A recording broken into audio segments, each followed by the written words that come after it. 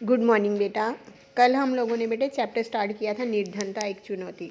उसमें हमने देखा था निर्धनता क्या होती है, गरीब कौन होता है। वह व्यक्ति जो अपनी ज़रूरत की चीज़ें, रोटी कपड़ा मकान या फिर 2 टाइम की रोटी या सिर ढकने के लिए जिसके पास छत नहीं है, नहीं खरीद पाता, उसको हम लोग जो है वो गरीब मानते हैं। फिर उसके बाद हमने देखा था कि निर्धनता के बारे में, जो जैसे शहरों में कौन किन लोगों में निर्धनता पाई जाती है या फिर ग्रामीण क्षेत्र में कौन कौन लोग निर्धन हैं। फिर निर्धनता के कारण देखे थे हमने, कौन कौन से कारण थे। भूमिहीनता, बेरोजगारी, परिवार का आकार, निरक्षरता, खराब स्वास्थ्य, कुपोषण या फिर बाल श्रम या फिर असहायता। उसके बाद हम लोगों ने देखा था सामाजिक वैज्ञानिक दृष्टि में निर्धनता। सामाजिक वैज्ञानिक दृष्टि से निर्धन कौन कौन है। वैसे तो हमने क्या माना था, सामान्य तो वो निर्धन आय और उपभोग के स्तर पर हम निर्धनता का आंकलन करते हैं, लेकिन साथ साथ कहते हैं अब निर्धनता को क्या, निरक्षरता दर, कुपोषण के कारण या फिर रोग प्रतिरोधी क्षमता की कमी या फिर स्वास्थ्य सेवाओं की कमी, रोजगार के अवसरों की कमी या फिर सुरक्षित पेयजल एवं स्वच्छता तक पहुँच की कमी, ये सारे जो है वो सामाजिक सूचक माने जाते हैं। उसके बाद था हमने देखा था निर्धनता रेखा का आंकलन कैसे होता है, कि निर्धनता रेखा में क्या है, आय की जो है वो सीमा निर्धारित की गई है कि गांव में जो है वो 810 रुपये था। हमने देखा था कि 810 रुपये प्रति माह, और शहरों में जो है वो रुपयों का निर्धारण किया गया है कि अगर कोई व्यक्ति इससे कम कमाता है, और फिर उपभोक्ता के आधार पर देखा था, गांव में जो है वो 2400 कैलोरीज या शहरों में 2100 कैलोरीज से कम अगर उपभोग करता है तो वो व्यक्ति जो है वो निर्धन माना जाता है। आय देख लो, गांव में थी 816 रुपये और शहरों में 1000 रुपये प्रति माह से अगर कोई कम कमाता है तो वो व्यक्ति निर्धन माना जाता है। इसको आगे इन्होंने परिवार के सदस्यों के आधार पर भी माना था कि अगर 5 सदस्य हैं परिवार में, तो अगर गांव में व्यक्ति 4080 रुपये प्रति माह और शहरों में जो है 5000 प्रति माह से कम कमाता है तो वो व्यक्ति निर्धन माना जाता है। ये रिपोर्ट किसके द्वारा दी गई थी, राष्ट्रीय प्रतिदर सर्वेक्षण संगठन के द्वारा। उसके बाद निर्धनता का अनुमान देखा था कि 1993 में कितने परसेंट, 45% थे, जो कि 2004-05 में कम होकर 37.2 रह गए, 11-12 में 21.9 रह गए। आगे आने वाले टाइम में उम्मीद है कि इससे भी कम जो है वो निर्धन रह गए होंगे। ये इन्होंने बताया असुरक्षित समूह, कौन कौन से समूह असुरक्षित हैं। ज़्यादातर अनुसूचित जाति जनजाति के लोग जो हैं वो ज़्यादातर अपने आप को असुरक्षित महसूस करते हैं। अनुसूचित जाति और जनजाति के लोग जो हैं वो अपने आप को ज़्यादा असुरक्षित महसूस करते हैं। या फिर अनियमित मजदूर, ग्रामीण कृषि क्षेत्र में काम करने वाले लोग, ये सारे अपने आप को जो है वो असुरक्षित महसूस करते हैं। उसके बाद था सामाजिक समूहों में। उसके बाद हमने शिवरमन की कहानी देखी थी कि वो जो है वो गांव के जो है गांव में रहता है, 50 रुपये प्रतिदिन के हिसाब से कमाता है। गांव के बाहर उसकी एक छोटी सी झुग्गी है, उसमें उसकी एक बहन, बीमार माँ और बच्चे भी रहते हैं। बच्चों में से कोई स्कूल नहीं जाता। इसके बारे में सारी हमने एग्जाम्पल देखी। ये मैंने आपको क्वेश्चन बोले थे, आपने किए होंगे ये क्वेश्चन, मेरे को सेंड करना। उसके बाद आज हमने देखना है अंतर्राज्यीय असमानताएं। अंतर्राज्यीय यानी कि इंटर स्टेट। जैसे अगर हम पंजाब और हरियाणा का कंपैरिजन करें, पंजाब हरियाणा हिमाचल या फिर मध्य प्रदेश महाराष्ट्र का कंपैरिजन करें। अंतर्राज्यीय असमानताएं यानी कि देश के अंदर राज्यों में कैसे विभिन्नताएं पाई जाती हैं, असमानताएं पाई जाती हैं। कहते भारत में निर्धनता के एक और पहलू या आयाम है कि प्रत्येक राज्य में निर्धन लोगों का अनुमान एक समान नहीं। यद्यपि 1970 के दशक के आरंभ में राज्य स्तरीय निर्धनता में सुदीर्घकालीन कमी हुई है, लेकिन निर्धनता कम करने में सफलता की दर जो है वो विभिन्न राज्यों में अलग अलग है। वर्ष 2011-12 में भारत में निर्धनता का अनुपात 22% है। कुछ राज्य जैसे मध्य प्रदेश, असम, उत्तर प्रदेश, बिहार और उड़ीसा में निर्धनता का अनुमान राष्ट्रीय अनुमान से ज़्यादा है।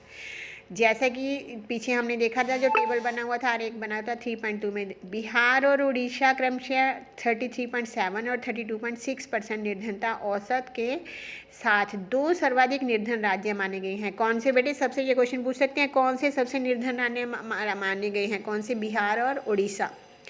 उड़ीसा, मध्य प्रदेश, बिहार और उत्तर प्रदेश में ग्रामीण निर्धनता के कारण नगरीय निर्धनता भी अधिक है। गांव के साथ साथ कहते हैं वहाँ शहरों में भी लोग गरीब पाए जाते हैं। इसकी तुलना में केरल, जम्मू कश्मीर, आंध्र प्रदेश, तमिलनाडु, गुजरात, पश्चिम बंगाल में निर्धनता का उल्लेखनीय गिरावट कम आई है। पंजाब और हरियाणा जैसे राज्य उच्च कृषि दर से निर्धनता कम करने में पारंपरिक रूप से सफल रहे हैं।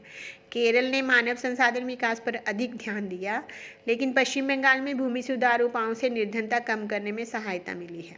आंध्र प्रदेश और तमिलनाडु में अनाज का सर्वाधिक वितरण, इसमें सुधार के कारण जो हो सकता है कि लोगों की गरीबी रेखा से रहने नीचे वाले लोगों की संख्या में कमी आई हो। तमिलनाडु एक ऐसा राज्य है जिसने सबसे पहले सार्वजनिक वितरण प्रणाली के द्वारा लोगों को अनाज बांटने की सुविधा उपलब्ध करवाई थी। अगर आज भी आप तमिलनाडु में जाओ, वहाँ पर अपनी रसोई में 5 रुपये की थाली, आप भर पेट खाना जो है वो आपको अभी भी मिलता है। उसके बाद है वैश्विक निर्धनता प्रतिदृश्य, यानी कि वर्ल्ड लेवल पर अगर हम निर्धनता के ऊपर नज़र डालें, ये तो हमने देखा था कौन से ज़्यादातर हमारे राज्य हैं, कौन से गरीब माने जाते हैं, बिहार और उड़ीसा। बाकी राज्य फिर थोड़े ठीक माने जाते हैं।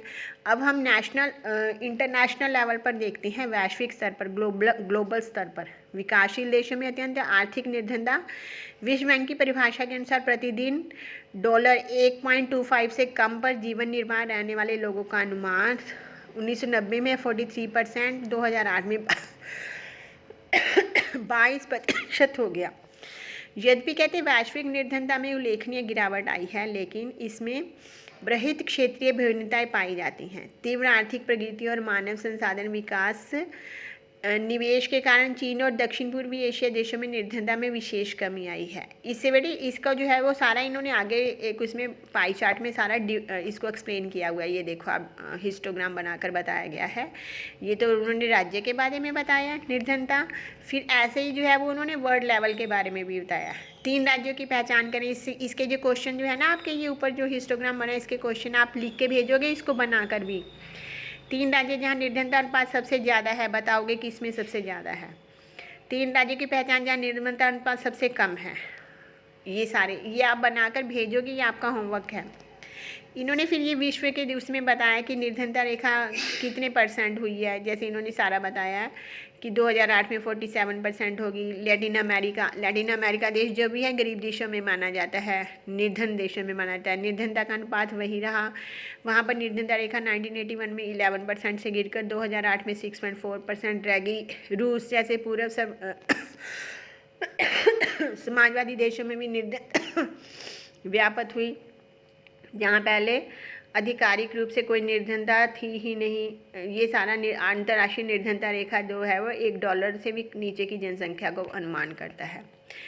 कहते हैं संयुक्त राष्ट्र ने सहस्राधिक विकास लक्ष्यों में 1.2.5 से कम पर जीवन यापन वाले लोगों की संख्या को वर्ष 2015 तक 1990 के स्तर से आधे पर लाने की घोषणा की है। ये देखो दिखाया गया बेटे सारा वर्ल्ड लेवल पर। नाइजीरिया में कितने % लोग हैं जो इससे कम पाते हैं, बांग्लादेश में, भारत में, ये सारा। विश्व में उन देशों क्षेत्रों की पहचान करें जहाँ निर्धनता अनुपात में गिरावट आई है, और विश्व में उस क्षेत्र की पहचान करें निर्धनता की संख्या में सबसे अधिक है।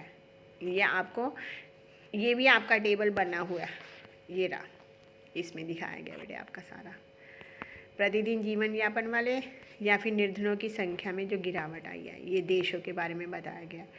इसको आप सारा बनाकर बेटे एक्सप्लेन करोगे अपनी नोटबुक में। उसके बाद है हमारा निर्धनता के कारण। क्या कारण है, अभी हमने पीछे कुछ तो देखेंगे, कुछ तो हमने पढ़े ही है ना।